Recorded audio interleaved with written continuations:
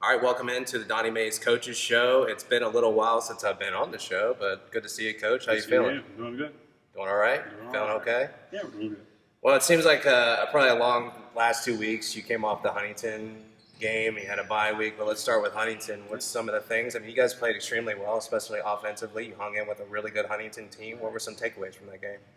I thought we figured out a little bit our offensive identity, and we did a couple things to get the ball in our best players' hands. And we moved Romeo Dunham to running back, and he still had his cast on at that time. And he had a heck of a night. I mean, he had four touchdowns rushing, and he had a kickoff return for a touchdown. So, he kind of led the way, but it opened up a lot of the passing game in which Trey ended up throwing for 200 yards, I think, and he had two touchdown passes to Donovan Davis. And the good thing is he didn't turn the ball over. He took care of the football. So, but that's key to the success of us having a good running game, and that all starts with that offensive line. They got after it a little bit. We put them in a bind, I felt like, with some of the things that we were doing offensively, and it just made them have to do things differently from what they normally like to do.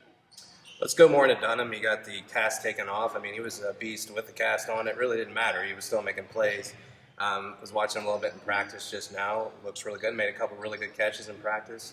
That catch is phenomenal with or without the cast, but I'm sure he's feeling a lot better. I saw it on Facebook with the cast on. No, he's excited. We're all excited. I mean, that's something that we've not had an opportunity to do this entire season is play at our full strength.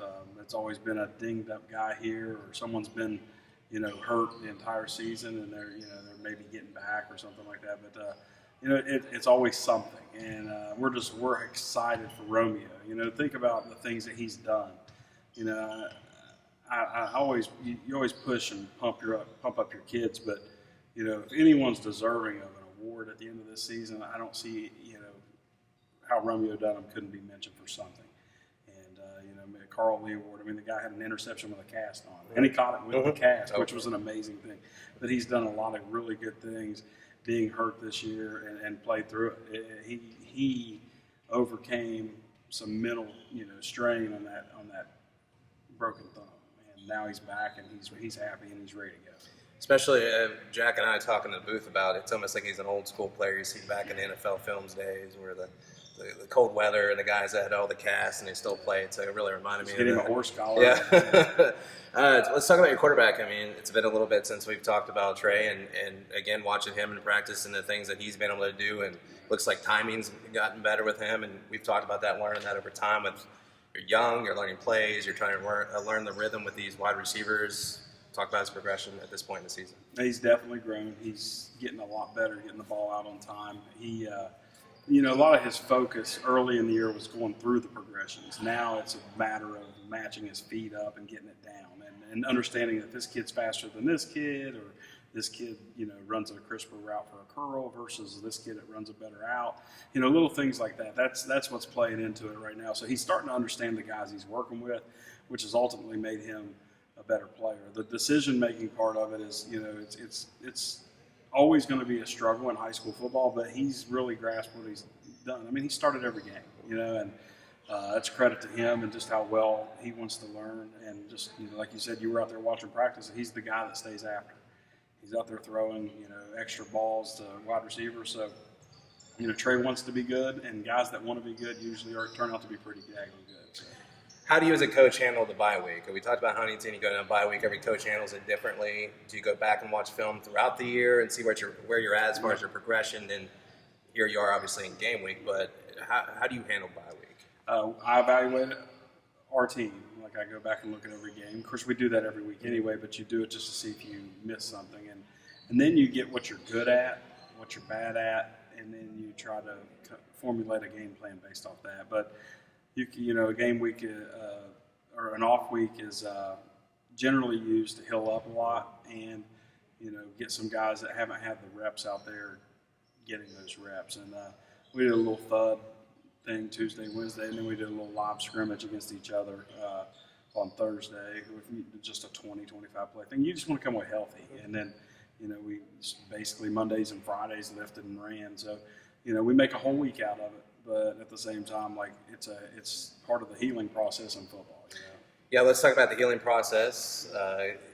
You and I have talked before in your process of the past couple of years is you just wish these kids could be healthy. As soon as you got a kid or you feel like your depth's there, some kids go down, and you've had that this year. Right. You saw Zyke battling some injury, and now you feel like you're where you're at as far as health for the most part. You can kind of talk about some of that as far as your depth. It's just been a battle. I mean, it's been injuries. I mean, last year, against Riverside, Samaji Simon went out with the elbow injury, and he hasn't been the same since. And finally getting a guy like him to be back on the football team around it, he's got his practices in now, and he's cleared to go for football. He was cleared to go for basketball early, but it's not basketball season, so it's a good thing to have him back. And other kids, like Demarius Turner's he's dealt with a hip flexor and Achilles issues the entire off season and stuff like that. So just having guys like that, it really helps. And then we made a joke with Zyke. We haven't had him for a back-to-back game this year, and he assured us that was going to change.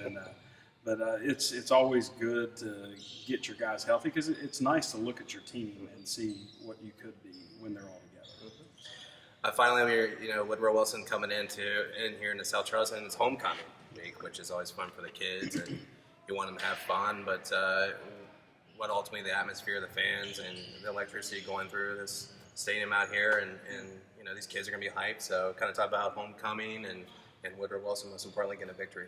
Homecoming's fun for the fans. It's good for them to come back to South Charleston High School and see what's going on. The student body, they always get pumped up. They're competing to be one of the best student sections out there. So that's a good thing because I love competition. As far as homecoming games go, as a coach, I'm sure you can ask around. There's not too many like that, but there's a lot of distractions, and that's why. But I really hammered down on the importance of homecoming. There wouldn't be homecoming if it wasn't football. So we should be the center focus and the focal point, and we should focus on ourselves and make sure that we're not getting caught up in the distraction. So I hammered that down to them this week, and we still have got a couple days left to go before the game. But I'm pretty sure they're buying into what I'm selling on that. So, Coach, good luck Friday night. We'll be looking forward to it. Calling the game. Good to be back in the booth, and let's get that win. All right, thanks. Appreciate it.